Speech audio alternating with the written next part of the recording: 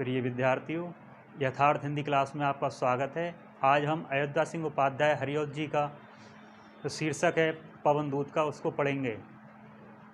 जब भगवान श्री कृष्ण मथुरा चले जाते हैं और मथुरा से लौटकर वापस आएंगे, ब्रज ऐसा वादा करके गए थे, उस वादे को भी जब पूरा नहीं करते हैं तो श्री कृष्ण के वियोग में व्याकुल राधा जी पवन को यानी वायु को दूतका बना करके वायु के द्वारा मथुरा भगवान श्री कृष्ण के पास संदेश भेजती हैं। ये वही प्रसंग है पवन दूत का। शीर्षक से स्पष्ट है, पवन वायु, दूत का दूती, यानी वायु को दूती बना करके वायु के द्वारा संदेश भेजती हैं। अब जरा आप विचार कीजिए कि पवन क्या है। पवन कोई मनुष्य नहीं है, पवन प्रकृति है। तो प्रकृति को दूती बना करके, प्रकृति को दूत का बना करके, स्त्रीलिंग शब्द है दूत का, प्रकृति को दूत का बना करके राधा जी पवन के द्वारा या पवन के माध्यम से मथुरा श्री कृष्ण के पास संदेश भेज रही हैं। ये थोड़ा अटपटा लग रहा है, क्या ऐसा संभव है कि पवन यानी हवा किसी के संदेश को एक स्थान से दूसरे स्थान पर पहुंचा सकती है? जरा इसके बारे में जरा थोड़ा विचार करें तो थोड़ा अजीब सा लगता है। संदेश पहुंचाने का काम किसका होता है? मनुष्य का होता है, लेकिन यहाँ पर प्रकृति के द्वारा संदेश भेजने का काम हो रहा है। तो यहाँ पर मानवीकरण अलंकार है। क्यों है? जब मनुष्य की क्रियाओं को प्रकृति के ऊपर आरोपित कर दिया जाता है, वहाँ मानवीकरण अलंकार है। दूत का यानी दूती का काम मनुष्य का होता है, स्त्री का होता है, लेकिन यहाँ पवन क्या है? प्रकृति है, उसके द्वारा ये काम किया जा रहा है। अर्थात मनुष्य की क्रियाओं को प्रकृति के ऊपर आरोपित कर दिया, इसलिए यहाँ पर मानवीकरण अलंकार है। तो प्रकृति के द्वारा संदेश भेजने की जो परंपरा है वो यहाँ से ही आरंभ नहीं होती है।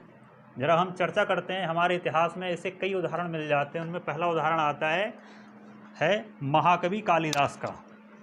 महाकवि कालिदास प्रथम ईस्वी में हुए थे लगभग, और उन्होंने एक गीति काव्य लिखा था जिसका नाम था मेघदूत।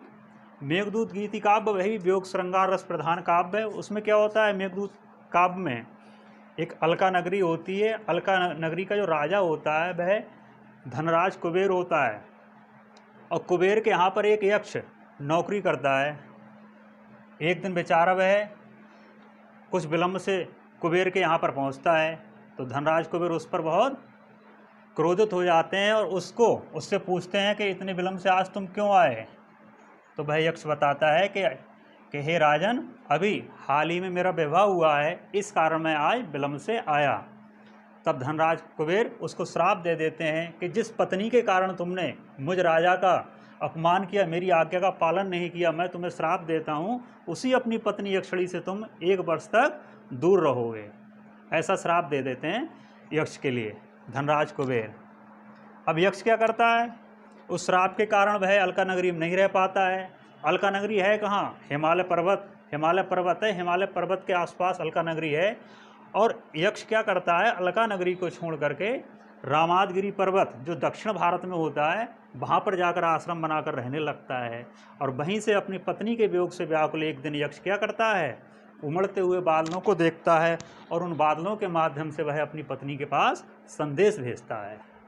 तो देखिए 2020 ईस्वी चल रही है, तो आज से लगभग 2020 साल पहले ही ऐसी कल्पना महाकवि कालिदास ने की थी कि महाकवि कालिदास ने एक यक्ष के माध्यम से बादल के द्वारा बादल को दूत बना करके संदेश भेजा था। महाकवि कालिदास ने जब ये गीति काव्य लिखा मेघदूत, तो इस गीति काव्य को पढ़कर विश्व भर के जितने भी साहित्यकार थे, विद्वान थे, उन्होंने महाकवि कालिदास का बहुत उपहास किया था। क्यों किया था? कि अरे, उन्होंने कहा क्या ऐसा संभव है कि बादल किसी के संदेश को एक स्थान से दूसरे स्थान पर क्या पहुंचा सकता है? ऐसा संभव नहीं है, लेकिन ऐसी कल्पना कालिदास ने की थी। कुछ समय बीतते हैं, कई सौ वर्ष बीत जाते हैं, दुनिया भर के वैज्ञानिक अनेक विद्वान आविष्कार करते हैं। आपको पता होगा बाद में अनेक आविष्कार हुए थे, रेडियो, टेलीविज़न, फ़ोन, इन सब का जब आविष्कार हुआ तो रेडियो, टेलीविज़न, फ़ोन ये सब के सब क्या हैं? हमारे संदेश को एक स्थान से दूसरे स्थान पर पहुंचाते हैं। इस संदेश को पहुंचाने का काम किसने किया? हम फ़ोन के द्वारा, मोबाइल के द्वारा, फ़ोन के द्वारा और टेलीविज़न या रेडियो के द्वारा किसी संदेश को एक स्थान से दूसरे स्थान पर प्रेषित करते हैं, तो उसको कौन ले जाता है? वायु ले जाती है। अर्थात ये आकाश में जो वायु है, जो वायुमंडल है, जो बादल हैं, यही हमारे संदेशों को एक स्थान से दूसरे स्थान पर ले जाने का काम करते हैं। तो वही काम तो कालिदास ने बताया था मेघदूत में बहुत पहले। तब विश्व भर के विद्वानों को, साहित्यकारों को अपने आप में बहुत शर्म आती है कि आज हमने जिस निष्कर्ष पे हम पहुँचे हैं, संदेश को पहुँचाने के जिस निष्कर्ष पे पहुँचे हैं, उसका तो निष्कर्ष यही है कि जो हवा है, जो बादल हैं, हमारे संदेश को ले जाने का काम यही करते हैं। लेकिन हम कितने मूर्ख थे, ये काम तो बहुत पहले ही महाकवि कालिदास ने अपने एक ग्रंथ मेघदूत में ये बात कह दी थी। तब उन्हें अपने आप पर बहुत शर्म आती है और महाकवि कालिदास के आगे वह नतमस्तक हो जाते हैं।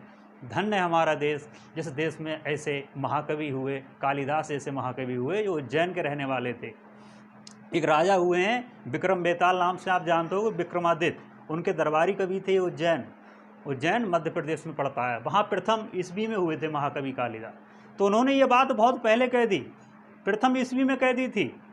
अब आ जाइए 1914 में, हरिऔध जी ने 1914 में प्रिय प्रवास महाकाव्य लिखा। उनने उसी बात को ठीक उठाया है, उनने भी वही परंपरा को आगे बढ़ाया है। यहाँ पर जो राधा जी हैं वह वायु के माध्यम से, वायु को दूती बना करके श्री कृष्ण के लिए संदेश भेजती हैं। और ये परंपरा समाप्त नहीं होती है।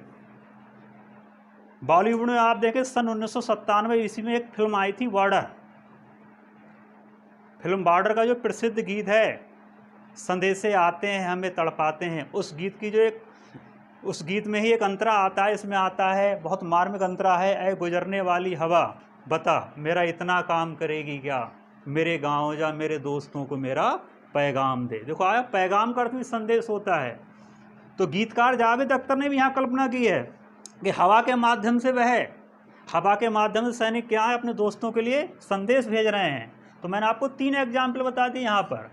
तो कहने का प्राय ये है कि वायु के द्वारा ये संदेश को एक स्थान से दूसरे स्थान पर भेजा जाना क्या है, संभव है। ये कोई आश्चर्य की बात नहीं है। अब हम विधिवत पवन दूत का जो शीर्षक है, इसके जो छंद है, उनका विधिवत अध्ययन करेंगे।